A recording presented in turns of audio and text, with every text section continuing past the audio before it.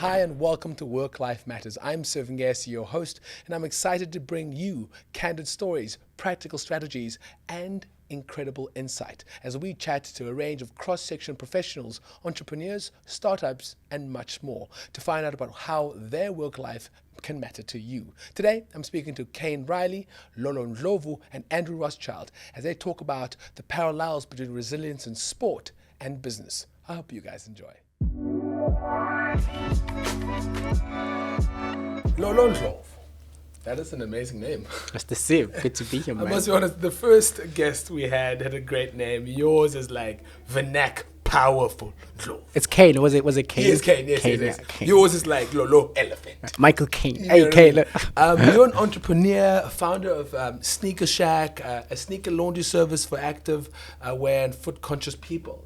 Like, how did that happen? Like, it feels like it should have been done long ago. How did you come up with the concept? And Exactly. Like that's the whole thing, right? So why doesn't this thing already exist? That's you've just kind of nailed it, because that was the motivation. I just came back from university. I kind of knew I wanted to be an entrepreneur. And when you think about this whole sort of drive towards hyper convenience economy, I kind of felt it was weird that sneakers got left behind, right? Like, I don't own a pair of clippers. Like, my dad probably did, but when I'm thinking about cutting my hair, I don't think about pulling something out, sitting in my chair. Like, I go to Sorbet or whatever it is, sit down, get it done. in close up, we say Sobet. Sorbet, yeah. I'll go there, get it done. But also, I mean, if you're lucky enough, like, after my day, I'm going to take my jeans off, take everything off, and I'll pop it in a washing machine. Like, I'm not going to sit there and do it. Just kind of sped up by this idea that, I mean, we're not even waiting for taxis anymore, right? Anything more than 5 minutes, it's like, what's happening with this app? Oh, if it's 5 minutes, I'm swearing at everyone and their mother. Basically, and somehow, what's basically the fastest growing asset class amongst young people. We don't buy Rolex, Patek Philippe's. We don't buy 2-piece, 3-piece suits like our parents used to. If you look at the spend allocation, per wardrobe, there's a disproportionate spend on sneakers as opposed to anything else in the wardrobe. So this is a fast growing asset class. And somehow we expect you to still take a toothbrush on a Sunday and do it by yourself, because there's a product market that exists, right? So you've got all the different types of products you can buy, but they're all sort of at-home solutions. And then it's like, no worries. There's, if I buy, a car that I care about, you want to take the best care of it, and that often means going to a really good car wash. So why not treat sneakers, which are this fast-growing asset class, the same way? So it's not revolutionary. It's something that we've always done, but it's like it's time to kind of formalize this, and so far it's working out. You could have just cut that whole piece and just send it to all your investors, because that was on point. Oh, really? The breakdown is on point. Please send me the recording. Yeah, definitely. But for me, I was actually going to get into another question before, but when you said that, it just got an idea in my head.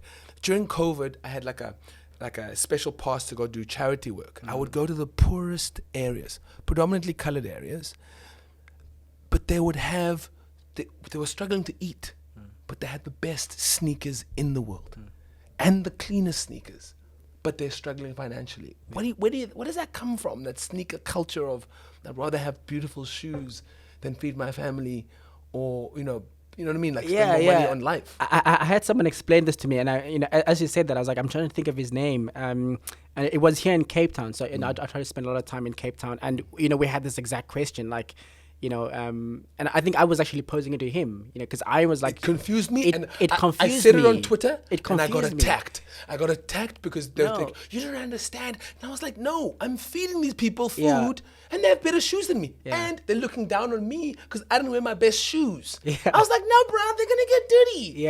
No, I mean, so in this conversation, I mean, he was basically saying that there's this aspirational aspect to any culture, first of all, right? So if you think of us, the kind of, let's call it the black culture, and I don't want to sort of overemphasize anything here, but like this idea of, you've got to get a dope car before anything else. Right, so like there's something about sneakers in the colored community, as I hear, that it's that's the kind of regarded status symbol and expression symbol, and once we get to the expressive side of it, that's the kind of that's sneakers, like that's kind of vehicle for expression, but it just goes a step further as like a form of status and also a kind of an intent of aspiration. So I think when you see kids rocking really dope sneakers, despite they kind of surrounding environment, for me it's more kind of like a signal of aspiration. Like they kind of do want more, which is it might not be the right route, but like who knows the right route. A lot of people mess things up along the way, so that's why it's such a vibrant culture, because when they do get in a room, when they do kind of sit around the table or have their meetups, like it's vibrant. Youngster, a lot of artistry comes out of that culture. So I think there's something beautiful about it. Although we can look at it and not quite understand, in the same way that I still don't understand how like you can still live in a rented house driving an M5. Like it doesn't, so but he'll probably make it make sense in some way. You know what I'm saying? Okay. So I think this, I'm kind of more interested on the sneaker side and this culture that you're speaking about. I find it, I certainly find it, beautiful and somewhat kind of inspirational in a sense, just kind of from a human spirit level. So let's get the connection about what this particular episode about. So you wanted to be, or you were close to being, or you were signed to be a professional footballer. Yes, correct. Yeah. Tell us about that, and then we can move into how you being a professional footballer or sportsman has been involved in how you treat business. But let's talk about the football career, because there's a lot of black brothers in the townships who are like, I nearly became a football star, but my knee injury. There's always something. Yeah, no. So I mean, it's crazy. And it went pretty far. I think just to give you some background, I was that kid, right? I was that kid, from grade one, early on.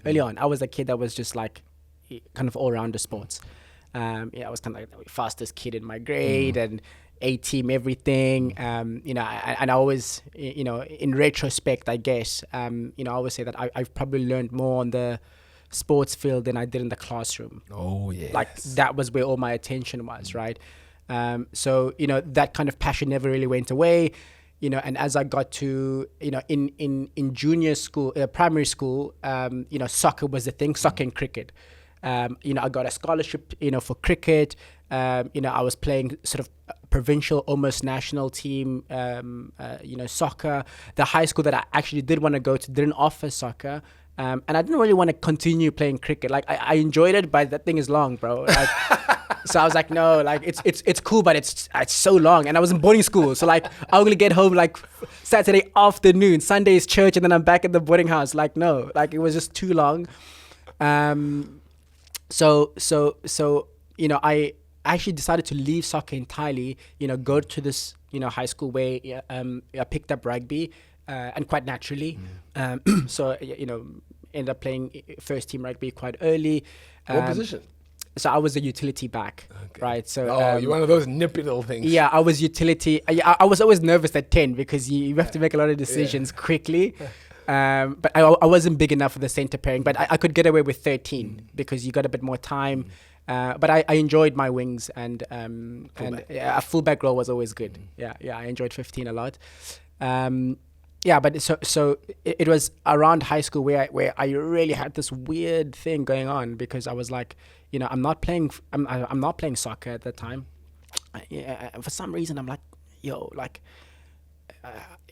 I could do something, and I'm deep in the rugby, but like back in my mind, I was like, hey, I think I want to do something with football. And the only way I could do that was to kind of leave school entirely. A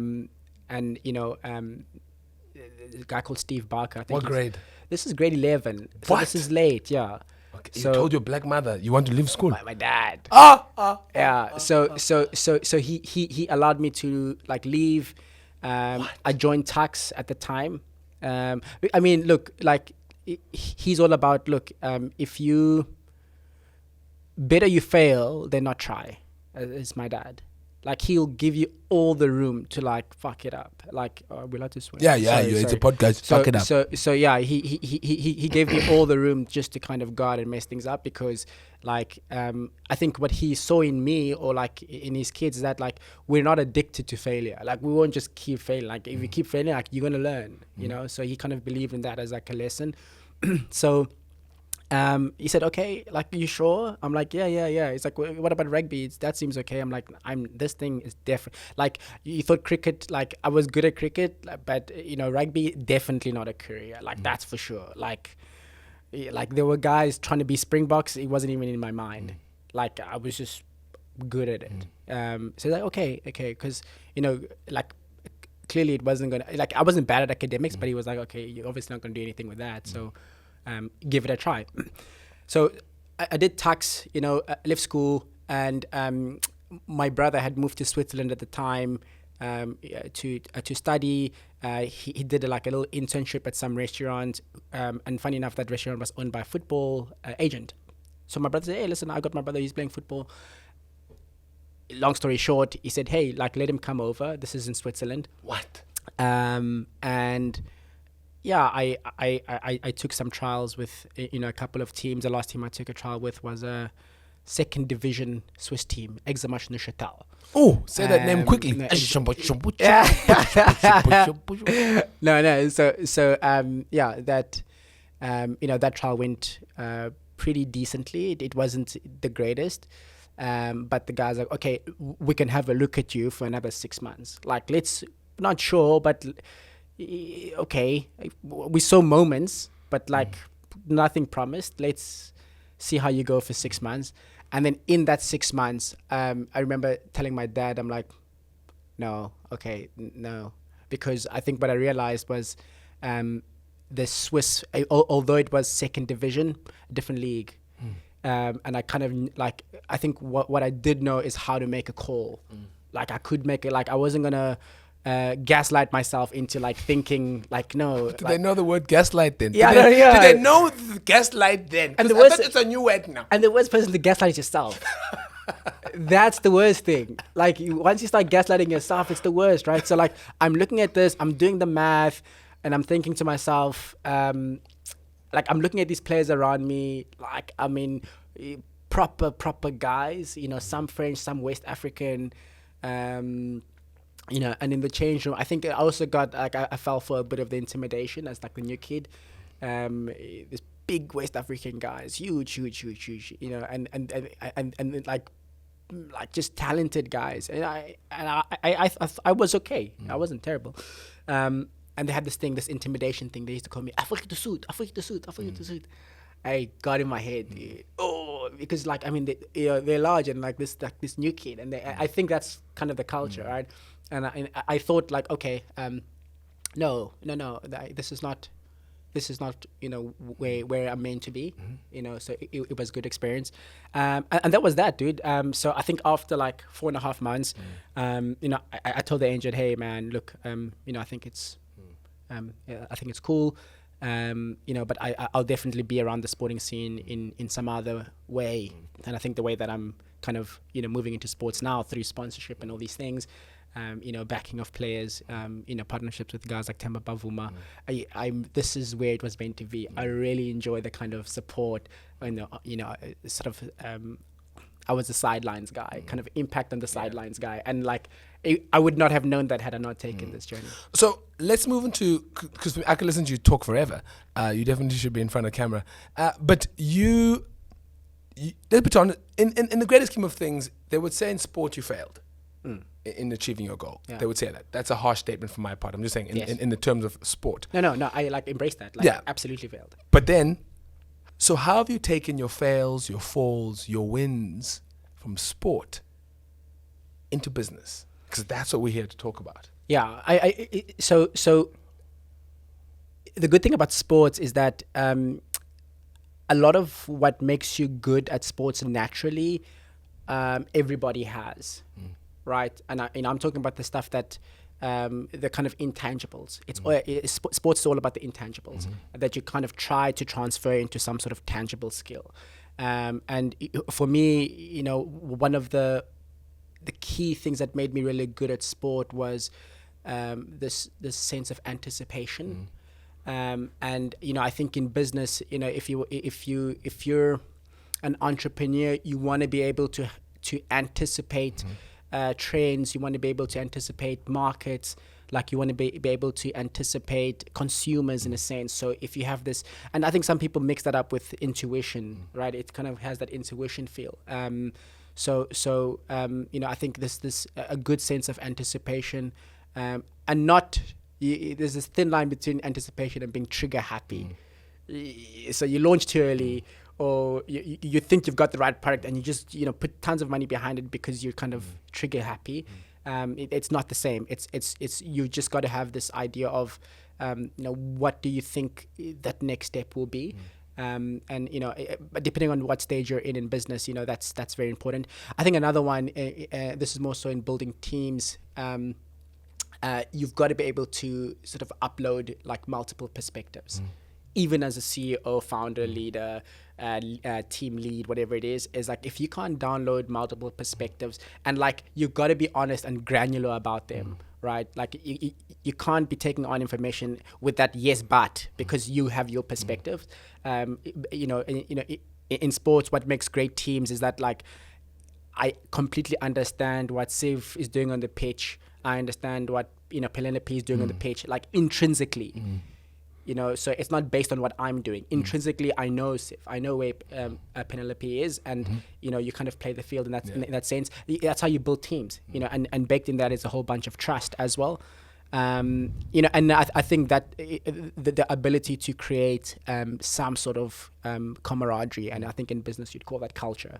Right, it's good teams are not only good on the field, they're pretty good, off the field. They're at each other's barbecues, they attend each other's kids' birthdays. They're actually pretty tight, off the field.